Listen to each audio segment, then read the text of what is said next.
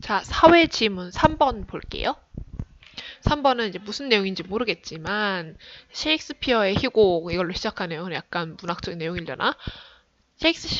셰익스피어의 희곡 로미오와 줄리엣에서 사랑에 빠진 줄리엣은 로미오가 자기 가문과 원수관계인 몬테규 가문 사람인 것을 알고 심란해져 혼자 이렇게 중얼거린다. 그렇구나. 서론이 길죠. 별로 중요하지 않은 것 같아요. 당연히. 왜냐하면 구체적 사실이기 때문에.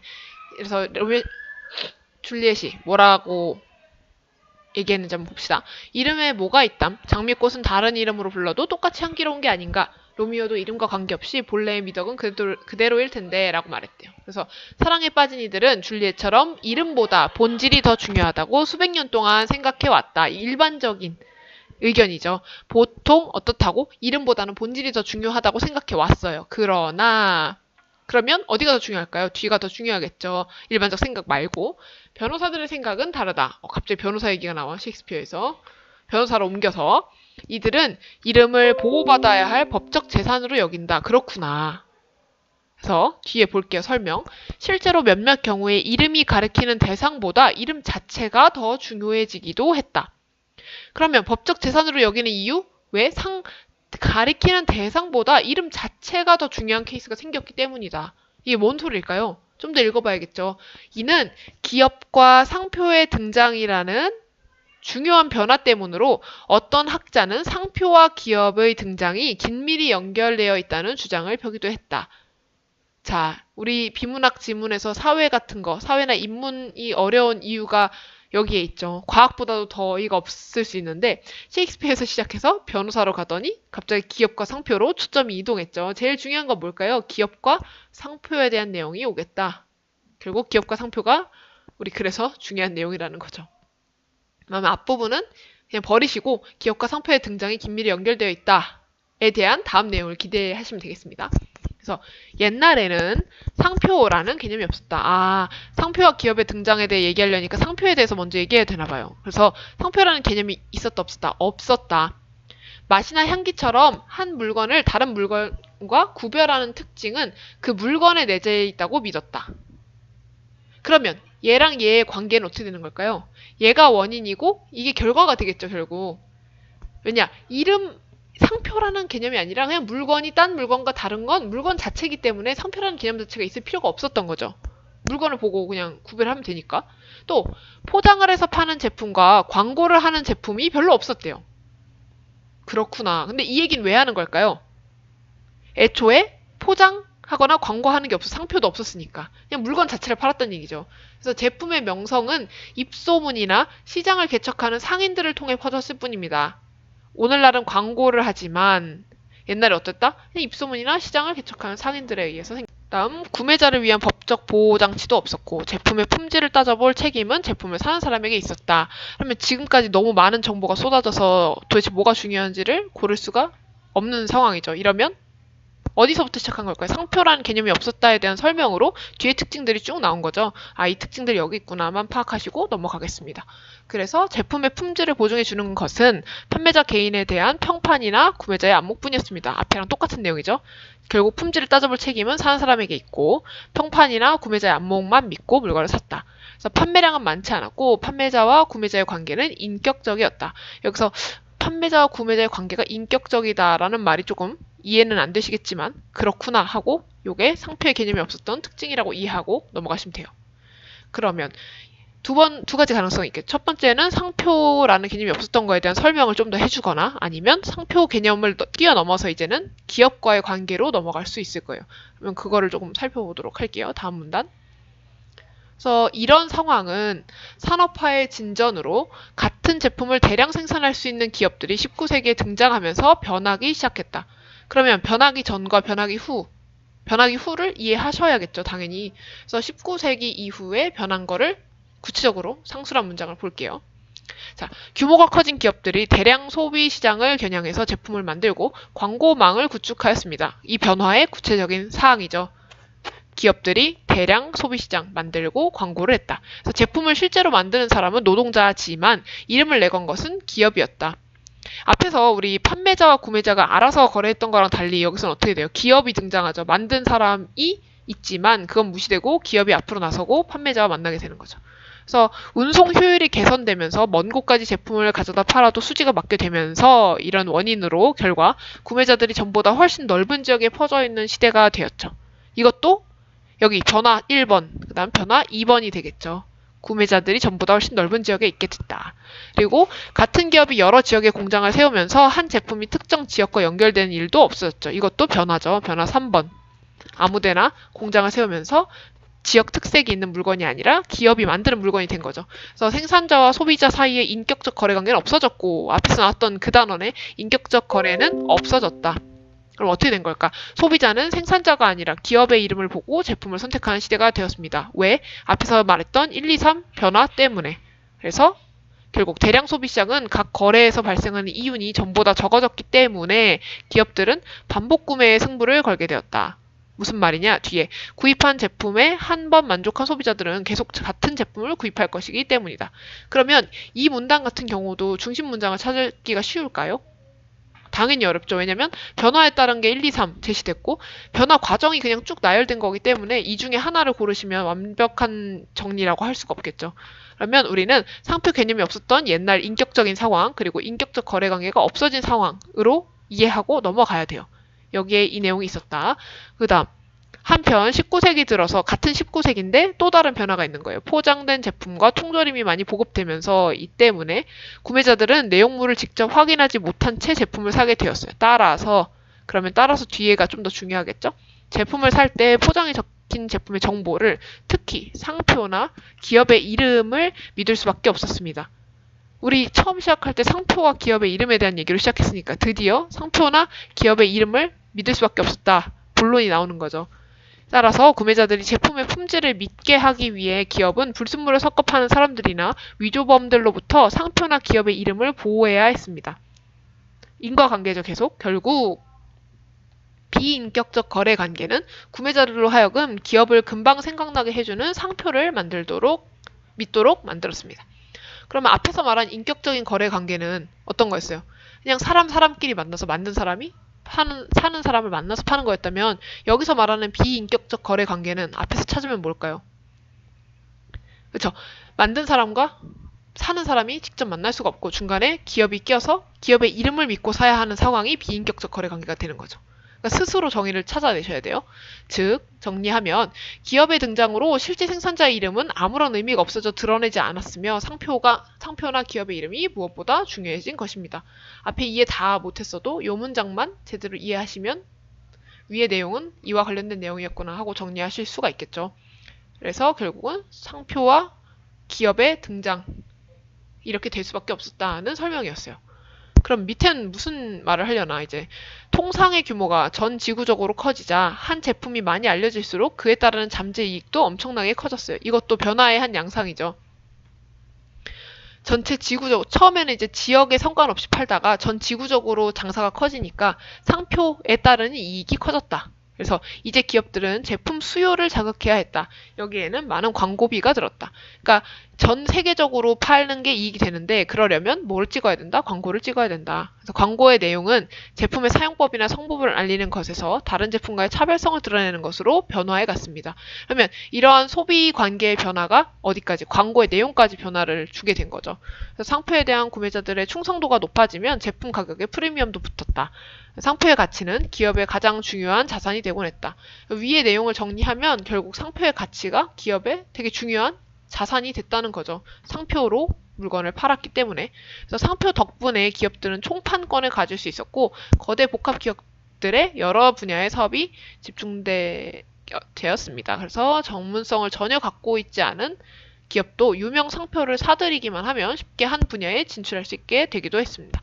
그러면 이 뒤에 한 두 문장 정도의 특징은 어디서 오는 걸까요? 결국은 기업의 상표가 큰 힘을 갖게 됐고 그게 자본의 가치를 지니게 되었다의 구체적 설명인 거죠. 이거는. 그래서 예시가 뭐가 있는데 전문성이 없어도 그 상표를 사면 쉽게 한 분야에 진입할 수 있게 되었다가 예시가 되는 거예요. 그래서 마지막 문단, 상표가 유용한 것은 구매자들이 그 상표를 오래된 친구처럼 익숙하게 느끼고 상품에 대한 믿음을 갖도록 만들기 때문이다. 상표는 유용하다. 왜냐하면 이렇기 때문에. 그러나 오래된 친구와 달리 상표는 자본의 요구를 따르는 비인격적인 자산일 뿐이다. 그럼 여기까지 읽었을 때 글쓴이는 상표와 기업의 이런 광고에 대해서 어떻게 긍정 태도일까요? 부정 태도일까요? 당연히 부정 태도를 지니고 있는 거죠, 지금. 그래서 장미에 다른 이름을 붙여도 그 향기는 감미로울 것이다. 맨 앞에서 언급했던 로미오 줄리엣의 장미 얘기를 끌어왔죠. 마무리하려고. 다른 이름 붙여도 장미는 향기로울 것이다. 하지만 상표를 다른 이름으로 부르면 전에는 생각지 못했던 다른 이미지가 떠오를 것이고 그러면 기업의 자산으로서는 쓸모가 없어질 것이다. 이 얘기를 왜 하는 걸까요? 뭐가 중요하다? 상표 이름이 중요하다. 그래서 이름이 도대체 무엇이냐고? 이 질문 우리한테 진짜 하는 질문일까요? 아니죠. 수사의문문이죠. 별 의미 없이 자기 혼자 하는 거예요. 이름은 손도 발도 얼굴도 아니다. 그러나 기업의 이윤을 가져다 주는 것이라는 점은 분명하다. 이게 우리 글쓴이가 갖고 있는 상표에 대한 인식입니다. 상표는 결국 기업의 이득을 주는 것이다. 그러면 이 글을 이제 정리를 한다면 좀 난감해지겠죠. 왜냐하면 상표와 기업에 관한 전반적인 변화 양상을 이제 제시를 했는데 첫째, 둘째처럼 이렇게 이해하기 쉽게 정리해주지 않고 그냥 어느 시기에 어떤 변화 때문에 어떻게 되었다가 계속 반복되고 있죠. 병렬적으로. 이런 글은 우리 평소 학교에서 공부하는 것처럼 중심 문장 찾고 내용을 정리하지 마시고 어느 내용이 어디에 있는지 그래서 빨리 찾아갈 수 있게만 연습을 해주시면 됩니다. 그래서 1번 문제 당연히 우리 진위 여부, 그러니까 내용 일치 여부 판단하는 거죠. 윗글에 대한 설명으로 적절하지 않은 것을 찾아라입니다. 1번 상표가 탄생하고 변화하는 흐름을 역사적 배경을 바탕으로 설명하고 있다. 맞을까요? 틀릴까요? 당연히 맞죠. 상표가 왜 생겼고 그게 어떤 영향으로 생겼고를 계속 설명하고 있고 초반에는 없었지만 19세기 이후에 생겼다는 식으로 역사적 배경, 산업의 발달 같은 것들을 끌어다 설명했기 때문에 1번은 맞는 설명이죠. 2번은 비유적 표현과 자문자답의 형식을 통해 상표가 지닌 가치를 강조하고 있다. 이거는 어느 문단에서 찾을 수 있을까요? 마지막 문단에 다 나와 있죠. 비유적인 표현은 어느 부분을 해당하는 걸까요? 여기서 이름은 손도 발도 얼굴도 아니다. 그리고 장미에 다른 이름을 붙여도 그 향기는 감미로울 것이다 라는 설명이 비유적 표현을 사용한 거죠. 사실 여기서 장미에 다른 이름을 붙여도 향기는 감미롭지만 상표를 다른 이름으로 부르면 안 된다 라는 설명은 우리한테 내용 이해 설명을 위해서 앞에 문학 작품의 비유를 가져온 것이죠. 자문자답의 형식은 어디서 찾을 수 있을까요? 아까 했던 수사의문문 뭐뭐냐고 이렇게 직접 질문을 하고 직접 답했죠. 이걸 통해서 여기까지는 확인이 됐죠. 이걸 쓴 건 맞고 상표가 지닌 가치를 강조했다. 이 내용이 상표의 가치를 강조한 거니까 두 부분 다 맞습니다. 그 다음에 유명한 문학작품을 이용하여 글을 시작함으로써 독자 흥미를 유발했다. 그쵸. 셰익스피어를 이용해서 물론 여기서 문학작품을 이용하여 글을 시작했다가 확인이 됐고요. 독자의 흥미를 유발했다가 있는데 흥미를 유발하지 않았을 수도 있잖아요. 라고 생각하시면 될까 안 될까요? 네, 그러니까 우리가 흥미를 느꼈느냐 아니냐를 물어본 게 아니고 보통 우리가 알고 있는 다른 이야기를 끌어서 이야기를 시작하면 흥미를 줄 수 있다라고 볼 수 있죠. 기법상. 마치 매체 자료를 사용하면 독자의 흥미를 유발할 수 있다와 같은 맥락에서 이해하시면 돼요. 얘는 맞는 얘기죠. 상표의 개념을 정의하고 구체적인 예를 들어 이에 대한 독자의 이해를 돕고 있다. 개념을 정의하고 찾아봅시다. 상표의 개념 정의한 적이 있나요? 없죠. 이런 거 언급된 적이 없죠. 상표는 개념이 없었다 원래 이걸로 시작했지. 또 구체적 예를 들어 이에 대한 독자의 이해를 돕고 있다. 개념 설명을 안 했지만 구체적 예시는 사용했죠. 그래서 얘는 절반 틀렸기 때문에 4번이 적절하지 않은 것이 되겠습니다. 다음 인과관계를 반복적으로 사용하며 상표의 중요성이 커지는 과정을 서술하고 있다. 정답이죠. 이거 몇 문단에서 찾을 수 있어요? 3, 4, 5에서 전부 다 찾을 수 있죠. 뭐뭐 했기 때문에 뭐뭐 되었다. 뭐뭐 했기 때문에 뭐뭐 되었다. 병렬적으로 연결하고 있죠. 그래서 1번을 보시면 우리가 지금까지 풀었던 1번 문제들은 전부 다 뭐에 대한 설명으로 적절하지 않은 것은 해서 내용 자체를 선택지에 따온 방식이었다면 이번에 여러분이 푸신 1번은 글의 형식이나 표현 방식에 중심을 둔 문제예요. 그러니까 내용 자체도 중요하지만 이 글에서 사용한 뭐 자문자답의 방식, 비유의 방식, 그 다음에 뭐 설명, 예시, 인과관계 이런 거 다 교과서 화작 시간에 했던 거죠, 우리. 그러니까 이런 식으로 조직할 수 있다고 배웠잖아요. 글의 조직 방법에 대한 질문을 한 문제입니다. 그러니까 글을 읽으실 때 조직 방법도 보면서 읽을 수 있으면 좋고 그게 어려우면 이 조직 방법을 보시고 글에서 바로 찾아내실 수 있어야 해요. 자, 그 다음에 2번 문제를 좀 볼까요? 2번 문제는 윗글의 내용과 일치하지 않는 것입니다. 그래서 여기서 이제 1번에서 조직과 관련된 문제를 냈다면 2번에서 내용 일치 문제를 내고 싶은가 봐요. 한번 볼게요. 옛날에는 한 물건을 다른 물건과 구별해주는 특징이 그 물건 안에 내재 있다고 보았으나 이거 우리 아까 그래서 봤죠. 1문단에서 현대에 들어서는 상표가 그 역할을 대신하게 되었다. 맞죠? 너무 당연한 얘기지. 읽었던 거죠. 2번 산업화의 진전으로 똑같은 제품을 대량 생산할 수 있는 기업들이 생겼음에도 불구하고 대량 생산할 수 있는 기업이 생긴 건 맞는데 구매자들은 여전히 기업이 아닌 생산자 이름에 따라 제품을 선택했다. 그랬나요? 아니었죠. 그쵸? 우리 그래서 뭐라고 했어요? 그러니까 생산자의 이름에 따라 생산자와 만나서 하는 게 인격적 관계였다면 인격적 관계가 사라지고 기업이 등장하면서 비인격적 관계로 넘어갔죠. 그러니까 이거는 설명 자체가 틀렸죠. 2번이 답이 됩니다. 나머지 선택지들도 여러분 보시고 이해가 안 되시면 직접 본문에서 찾아내실 수 있어야 하고요.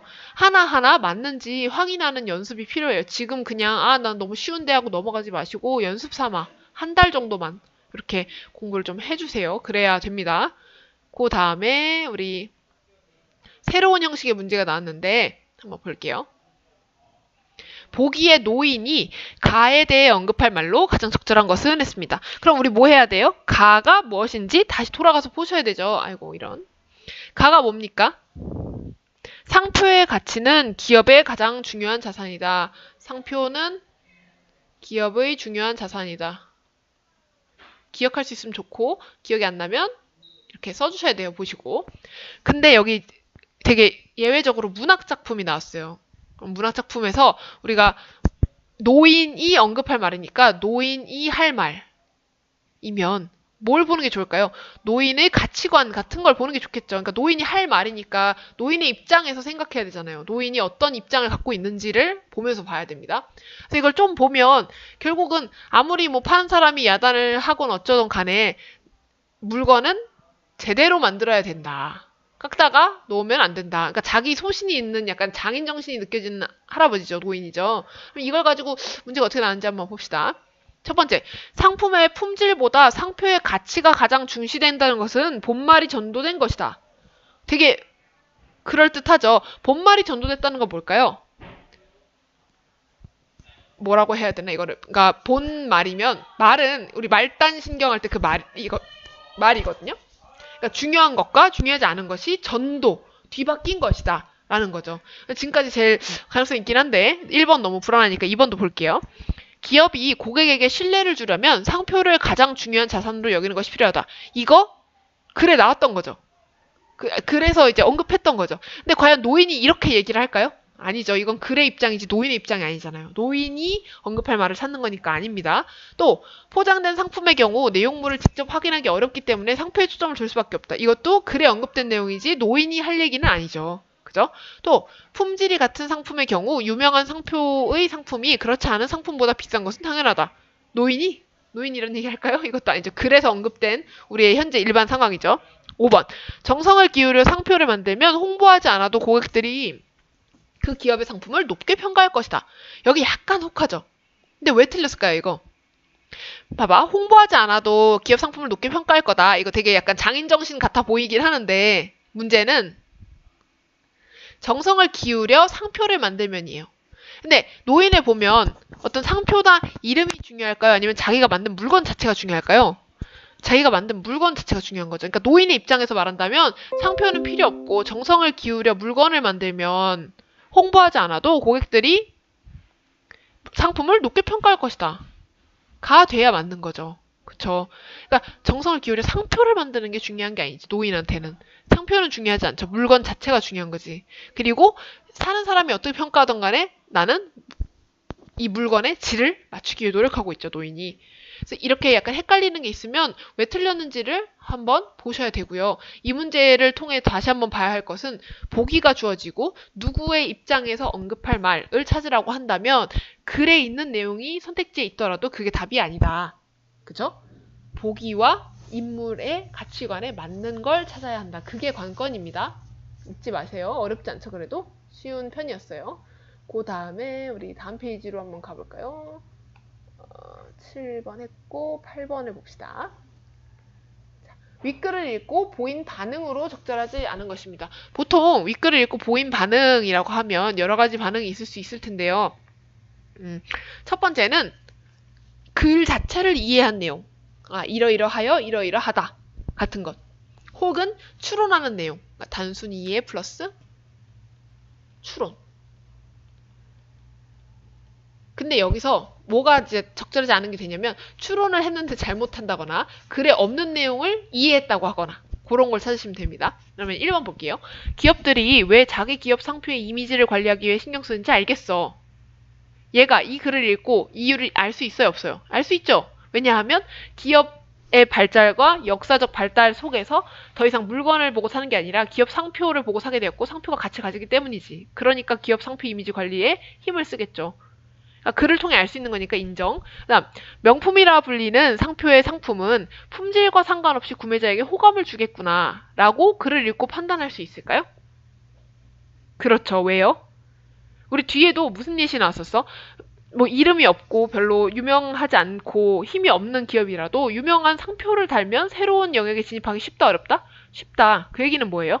상표 유명 상품, 명품이라고 불리는 흔히 이제 상표 이미지가 좋은 제품은 품질과 상관없이 애초에 구매자에게 호감을 줄 수 있기 때문인 거죠. 그러니까 상표만 사고도 새로운 영역에 진입할 때 어려움이 없는 거지. 그러니까 이걸 추론해서 알 수 있는 거죠. 인정합니다. 그다음 3번. 유명한 상표가 없는 기업들이 상품을 판매하는 데 처음에 어려움이 있겠구나. 얘는 어때요? 얘도 이렇게 추론할 수 있는 사실이죠. 왜?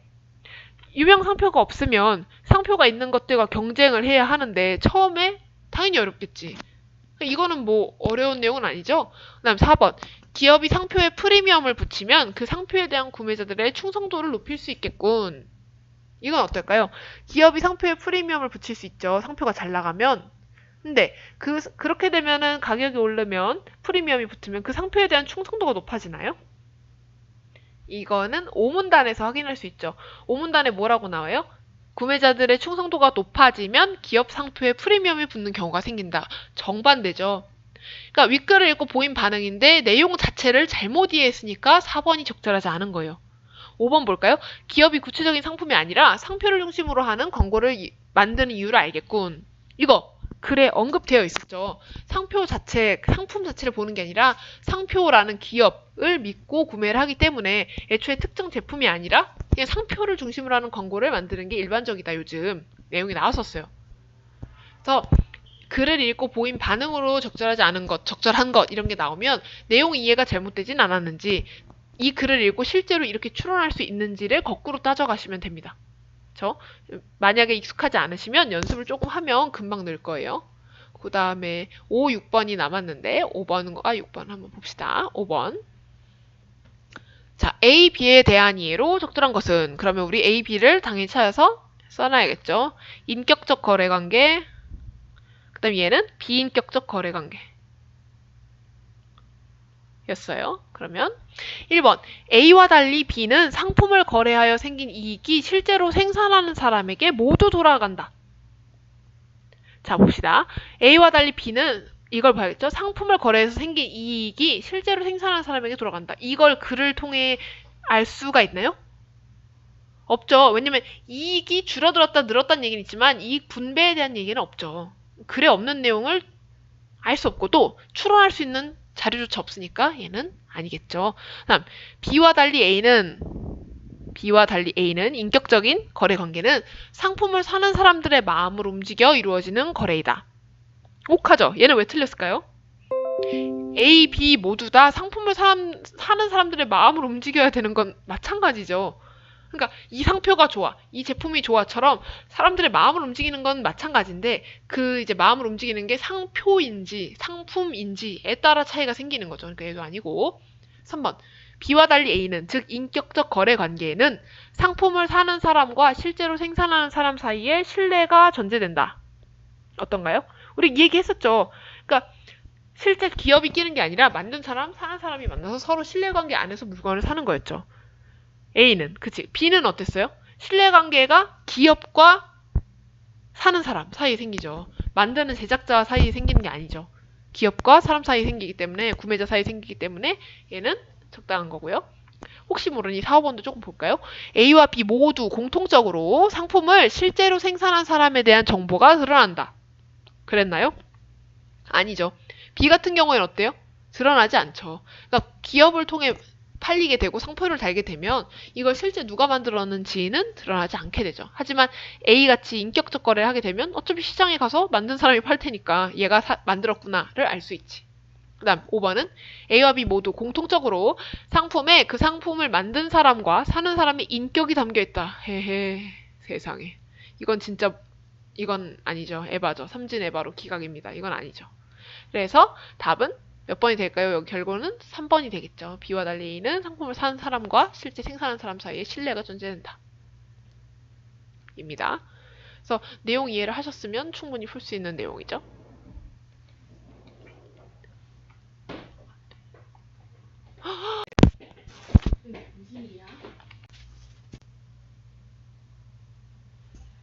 제가 이게 녹음을 하다가 잠깐 중간에 끊겼는데 어디까지 됐는지를 지금 모르겠어서 아마 5번은 다 끝났을 거고 6번에 보실 텐데요. 이 6번에서 기억에서 미음의 사전 뜻풀이가 있죠.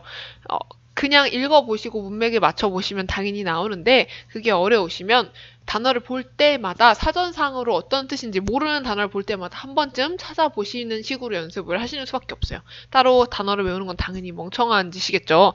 만약에 정말 어렵다, 나는 그래도 모르겠다 싶으시면 저한테 따로 와서 얘기 좀 해주시면 같이 방법을 찾아보도록 할게요.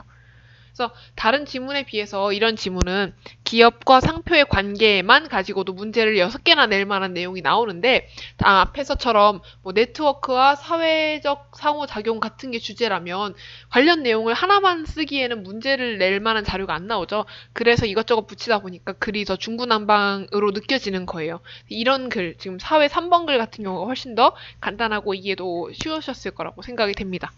그러면 나머지 사회 글도 다음 시간에 해보도록 할게요.